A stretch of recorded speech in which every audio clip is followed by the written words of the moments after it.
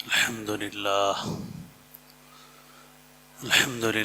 نحمده ونستعينه ونستغفره ونؤمن به ونتوكل عليه ونعوذ بالله من شرور أنفسنا ومن سيئات أعمالنا من يهد الله فلا مضل له ومن يضلل فلا هادي له نشهد أن لا إله إلا الله وحده لا شريك له ونشهد أن سيدنا ونبينا ومولانا محمدا عبده ورسوله صلى الله تعالى عليه وعلى آله وأصحابه وأتباعه وأزواجه وذرياته وبارك وسلم تسليما كثيرا كثيرا أما بعد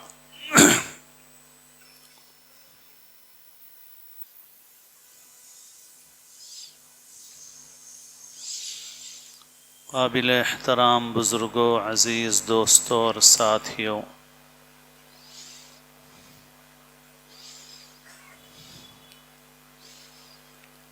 اللہ تعالی نے ہماری ہدایت کے لیے، ہمیں صحیح راستہ بتانے کے لیے اس دنیا میں پیغمبر مبعوث فرمائے،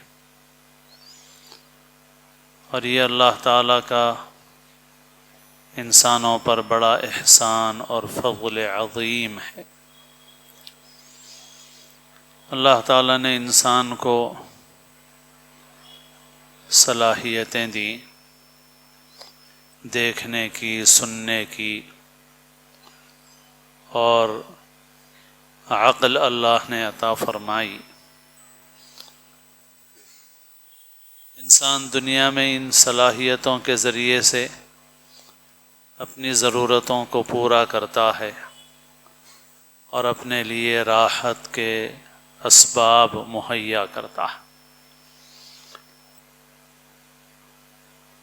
لیکن اس کے آگے انسان کو، انسان کی رہنمائی کے لیے وحی کی ضرورت ہے،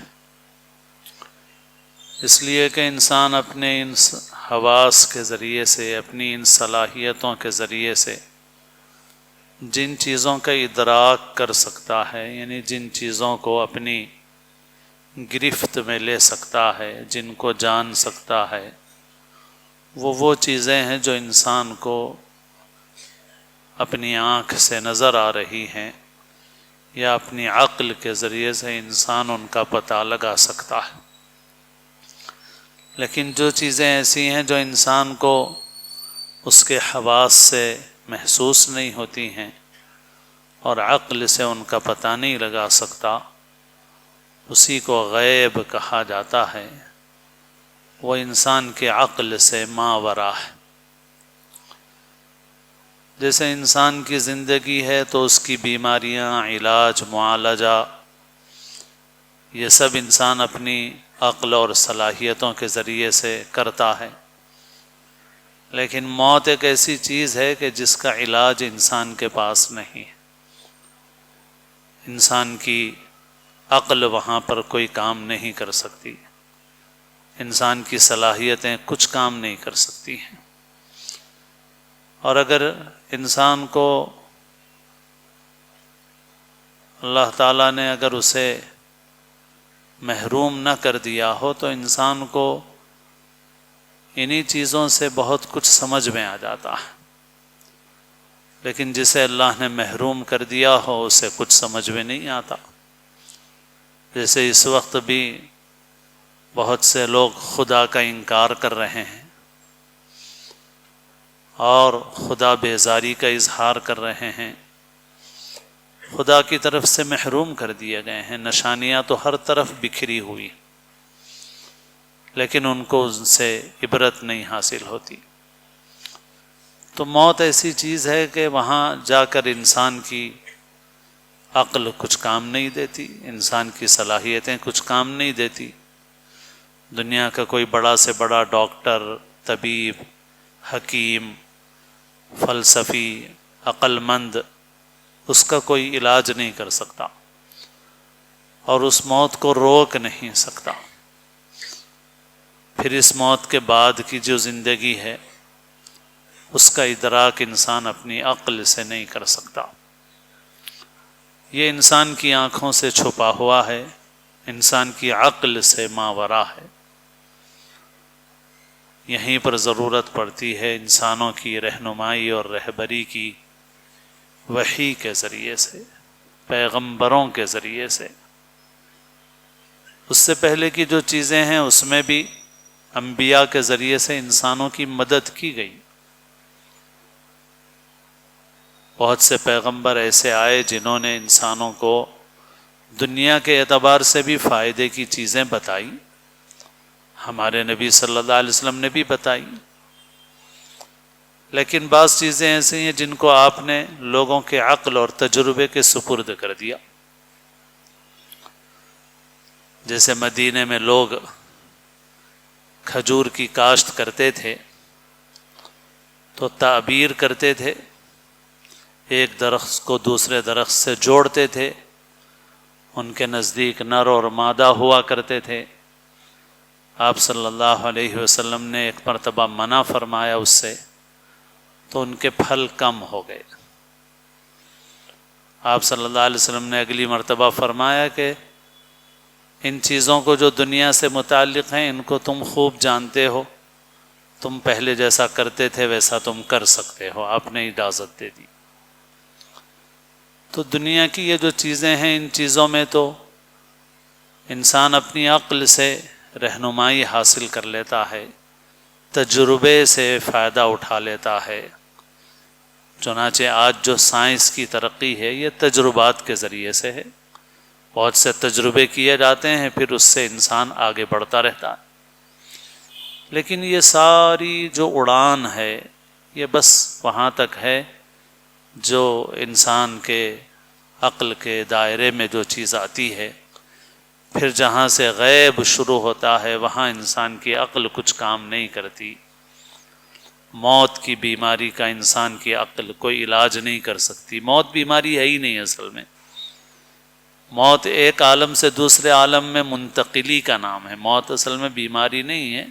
وہ تو لوگوں کے اعتبار سے یہ بات کہی جا رہی ہے کہ بھائی اگر تم اسے کوئی بیماری سمجھتے ہو تو اس کا کوئی علاج کرو، مگر تم نہیں کر سکتے اس کا علاج۔ پھر موت کے بعد انسان کے ساتھ کیا ہوتا ہے اس کا کسی کے پاس کوئی ذریعہ نہیں ہے۔ سائنس اپنی ترقی کے باوجود بھی یہ معلوم نہیں کر سکتی ہے کہ یہ روح کہاں سے نکلی ہے اور کہاں گئی ہے اور اس روح کے ساتھ کیا ہو رہا ہے۔ پورے جسم کا تجزیہ کر سکتی ہے سائنس، لیکن اسے یہ پتہ نہیں ہے یہ روح کیوں نکل جاتی ہے، اس کو روک سکتے ہیں ہم؟ نہیں روک سکتے۔ فلولا ان کنتم غیر مدینین ترجعونها ان کنتم صادقین۔ سورہ واقعہ میں اللہ تعالیٰ فرماتے ہیں اگر تم یہ سمجھتے ہو کہ یہ زندگی موت یوں ہی ہے اتفاق سے اور چل رہی ہے، تم مرنے کے بعد دوبارہ زندہ نہیں کیے جاؤ گے، تم کو اچھا برا بدلہ نہیں دیا جائے گا، تمہیں پیغمبروں کی باتوں پر یقین نہیں ہے، تمہیں غیب کی ان خبروں پر یقین نہیں ہے جو تمہیں وحی کے ذریعے سے بتائی جا رہی ہیں، تو تم مریض کے سامنے بیٹھے ہوئے ہوتے ہو اور اس کی جان نکل رہی ہوتی ہے، تو ایسا کیوں نہیں ہوتا کہ تم اس کی جان کو روک لو اگر تم اپنی بات میں سچے ہو۔ فلولا ان کنتم غیر مدینین ترجعونها ان کنتم صادقین۔ تم اس کی جان کو لوٹاؤ، کیوں نہیں لوٹا سکتے؟ تم کیوں نہیں روک سکتے اس کو؟ کیوں اس پر کنٹرول نہیں کر سکتے تم؟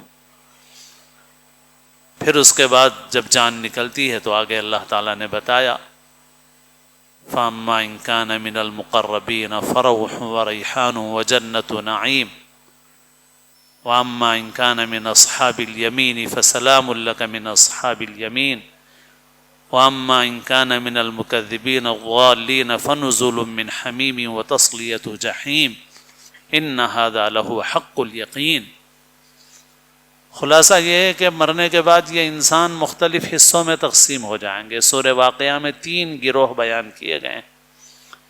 ایک اعلیٰ درجے کے جنتی ہیں، ایک عام اہل ایمان ہے اور عام اہل جنت ہیں، اور تیسرے دوزخی ہیں۔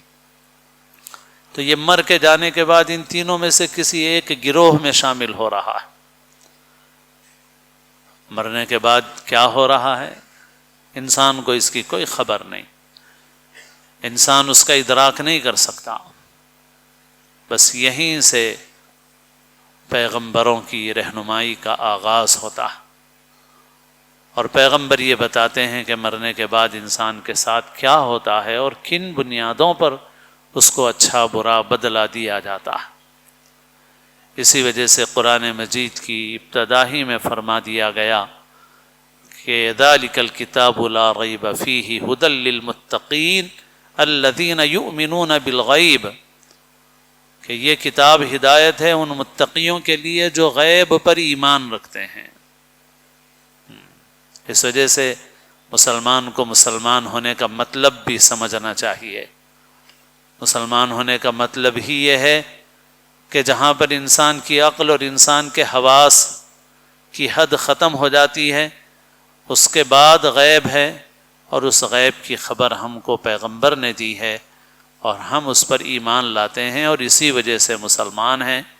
ورنہ اس سے پہلے کی جو چیزیں ہمیں اپنی آنکھ سے نظر آ رہی ہیں، کان سے سنائی دے رہی ہیں، حواس سے گرفت میں آ رہی ہیں، عقل سے سمجھ میں آ رہی ہیں، ان کو مانا تو کیا مانا؟ وہ کہاں کا ایمان ہے؟ وہ تو ہر شخص مانتا ہی ہے، اس میں مومن کا کافر کا کوئی فرق ہی نہیں ہے، اس میں تو سارے کے سارے انسان برابر ہیں۔ تو مومن کا کیا مطلب ہے؟ ایمان والے کا کیا مطلب ہے؟ ایمان والے کا مطلب الذین یؤمنون بالغیب، جس نے یہ مان لیا ہے کہ ایک حد ہے ہماری، اس حد کے آگے ہمیں نہیں معلوم ہے، اس حد کے آگے جن کو معلوم ہے وہ خدا کے پیغمبر ہیں، جن کو خدا نے مطلع کیا ہے، ان کے سوا کسی کو اس کے آگے کا نہیں معلوم ہے، اور ہم اس پر ایمان لا رہے ہیں جو پیغمبروں نے بتایا ہے، اور پیغمبروں نے جو بتایا ہے تم اسے اگر آنکھ اور کان کی بنیاد پر پرکھنا چاہو گے اور عقل کی بنیاد پر پرکھنا چاہو گے تو یہ نادانی اور حماقت ہے، کیونکہ ہم نے تو پہلے ہی یہ مانا ہے کہ پیغمبر نے جو بتایا ہے وہ اس کے آگے کی بات ہے، وہ آنکھ سے اور کان سے نہیں دیکھی جا سکتی، وہ عقل سے نہیں پرکھی جا سکتی، بلکہ وہ صرف خدا کے بتانے سے معلوم ہوتی ہے۔ اور خدا نے کس کے ذریعے سے بتایا؟ اپنے سچے پیغمبروں کے ذریعے سے اللہ نے اس کی خبر دی۔ یہ ایمان،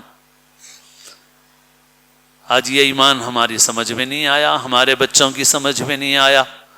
ہم خاندانی طور پہ مسلمان ہو گئے، ہمارے بچے اسکولوں کے حوالے ہو گئے، اور اس وقت کی جو تعلیم ہے، پوری دنیا کا جو تعلیمی نظام ہے، اس کے اندر جو سبجیکٹس پڑھائے جا رہے ہیں، بظاہر دیکھنے میں وہ کوئی زبان ہے، کوئی موضوع ہے، سائنس ہے، انگریزی ہے، فلاں زبان ہے، حساب ہے، سماجیات ہیں، لیکن ان کو پڑھانے کا ایک ایسا طریقہ ان شیطانی اور دجالی طاقتوں نے پوری دنیا میں عام کر دیا ہے کہ اس طریقے سے پڑھنے کے بعد انسان کی ذہنیت خدا کا انکار کرنے والی ذہنیت بن جاتی ہے، عقل پرست ذہنیت بن جاتی ہے، خدا پرستی کے بجائے عقل پرستی آ جاتی ہے۔ جو عقل کہے وہ مانیں گے، جو آنکھ سے نظر آئے وہ مانیں گے۔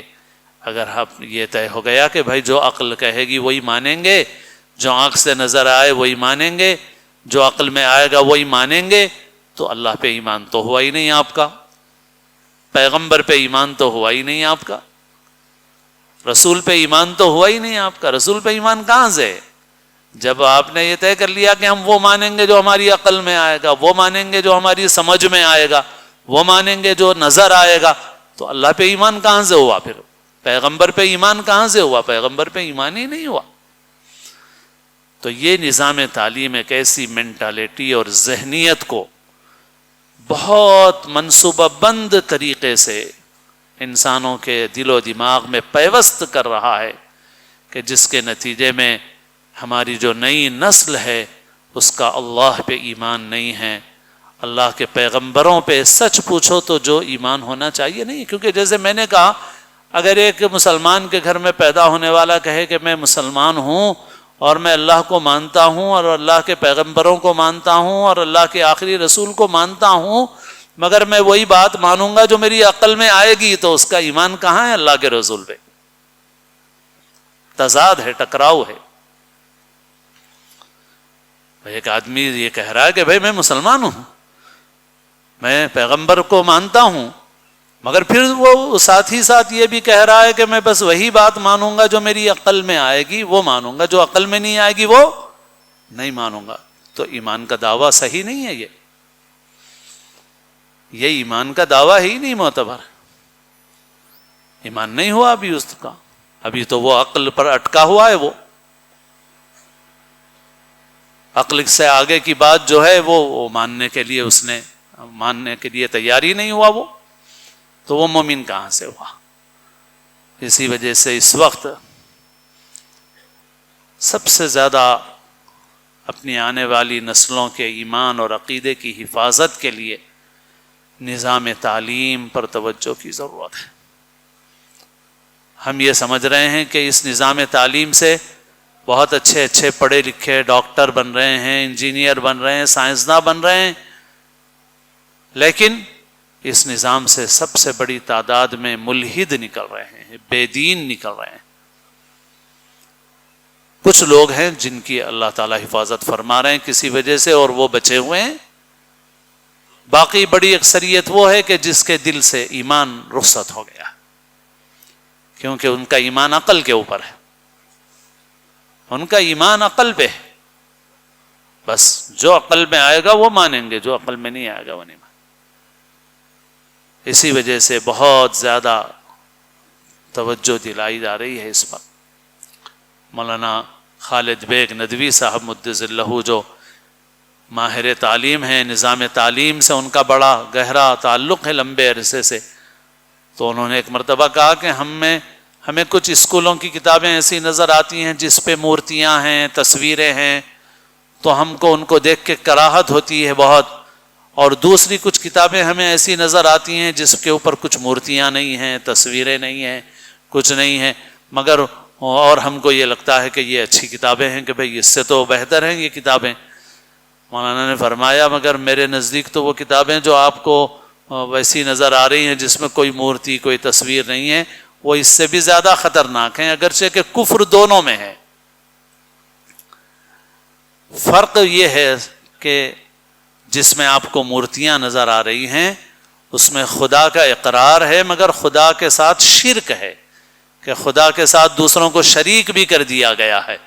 اور جو کتابیں آپ کو ان تصویروں سے بظاہر خالی نظر آ رہی ہیں اور ان سے آپ کو اتنی کراہیت محسوس نہیں ہو رہی ہے، ان کتابوں کے اندر خدا کا انکار چھپا ہوا ہے، الہاد چھپا ہوا ہے.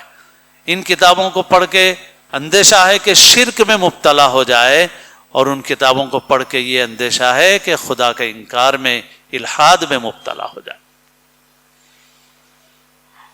تو بہرحال اس وقت ایک بات تمہیداً عرض کرنا چاہ رہا تھا، بس وہی لمبی ہو گئی، اور میں بس یہ عرض کرنا چاہ رہا تھا کہ اللہ نے ہمیں جو پیغمبروں پر ایمان کی نعمت عطا فرمائی ہے، یہی ہمارے ایمان کی بنیاد ہے. اگر پیغمبروں پر ویسا ایمان ہے جیسا ایمان ہونا چاہیے تو ہی ایک آدمی مسلمان ہے، اور اگر وہ نہیں ہے تو آدمی مسلمان نہیں ہے. اور اللہ نے اس پیغمبروں کی کڑی کا جو سب سے آخری سرا بنایا ہے اور جن کے ذریعے سے تکمیل کر دی گئی ہے قصر نبوت کی، وہ ہیں جناب محمد الرسول اللہ صلی اللہ علیہ وسلم. اللہ نے ان کو ہماری ہدایت کے لیے مبعوث فرمایا. ہماری ساری ہدایت ان سے وابستہ ہے. بمصطفیٰ برساں خیش کے دین ہما اوست. جناب محمد رسول اللہ صلی اللہ علیہ وسلم کی بعثت اللہ تعالیٰ کا فضل عظیم ہے، اللہ تعالیٰ کا احسان عظیم ہے. اسی لیے اللہ نے قرآن مجید میں فرمایا لقد من اللہ علی المؤمنین اذ بعث فیہم رسولا یقیناً اللہ نے ایمان والوں پر احسان فرمایا کہ ان کے درمیان رسول کو مبعوث فرمایا، ایک ایسے پیغمبر یتلو علیہم آیاتہ ویزکیہم ویعلمہم الکتاب والحکمہ، جو لوگوں کو اللہ کی آیتیں پڑھ کے سناتے ہیں، اللہ کا کلام، اللہ کا قرآن پڑھ کے سناتے ہیں اور ان کو کتاب اور حکمت سکھاتے ہیں، اور کتاب جو قرآن نازل کیا گیا اس قرآن کے مطابق عمل کرنا ان کو سکھاتے ہیں۔ یہ کتاب ہے اور یہ کتاب کے احکام ہیں، اور پھر یہ حکمت محمد رسول اللہ صلی اللہ علیہ وسلم کی سنت ہے، سیرت ہے، آپ کی حدیثیں ہیں، آپ کے ذریعے سے جو عملی نمونہ ملا ہے وہ حکمت ہے، وہ پیغمبر سکھاتے ہیں لوگوں کو اور ان کو پاک و صاف کرتے ہیں کفر سے، شرک سے، برے اخلاق سے، گناہوں سے، ہر قسم کی گندگیوں سے پاک و صاف کرتے ہیں۔ اللہ نے ایسے پیغمبر کو مبعوث فرمایا ہے، اللہ تعالیٰ کا یہ بہت بڑا احسان ہے، اللہ نے اسے احسان کے طور پر، انعام عظیم کے طور پر اللہ نے اسے ذکر فرمایا ہے، اور فرمایا کہ اللہ تعالیٰ زبردست قدرت والا ہے، حکمت والا ہے۔ لوگ پیغمبر کے آنے سے پہلے کھلی گمراہی میں مبتلا تھے، اللہ نے پیغمبر کے ذریعے سے ہدایت عطا فرمائی، اس ہدایت اور نعمت کا ذریعہ پیغمبر ہیں، اور ہمارے پیغمبر سب سے آخری پیغمبر جناب محمد رسول اللہ صلی اللہ علیہ وسلم ہیں۔ ان کی سیرت کو، ان کی سنت کو جاننا ہر مسلمان کے لیے ضروری ہے، وہی ہمارے لیے سرچشمہ ہدایت ہیں۔ اللہ تعالیٰ اپنے فضل و کرم سے ہم سب کو سچا پکا ایمان نصیب فرمائے۔ ربنا لا تزغ قلوبنا بعد اذ ہدیتنا وہب لنا من لدنک رحمہ انک انت الوہاب۔ اللہ تعالیٰ ہماری نسلوں کی اللہ تعالیٰ پوری حفاظت فرمائے ہر قسم کے فتنوں سے۔ اللہ تعالیٰ ہم سب کو اسلام کی زندگی اور اپنے وقت پر حسن خاتمہ نصیب